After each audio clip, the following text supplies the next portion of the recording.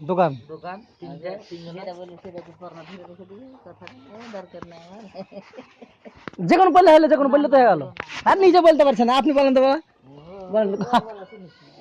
আপনি বলেন কোনটা কি হবে না বলেন বলেন জানি প্রথম পশ্চিম পশ্চিম দক্ষিণে একটা সাধারণত দোকান হবে। দোকানের পরে ছোট ছেলে পাবে, তারপরে মেজো ছেলে পাবে, তারপরে ওই ভিতর দিকে আমার থাকবে, তারপরে থাকবে বড় ছেলে সামনে। এই আমি পাওয়া বললেন না আমি নিব না হ্যাঁ আপনি কোন উল্টা উল্টা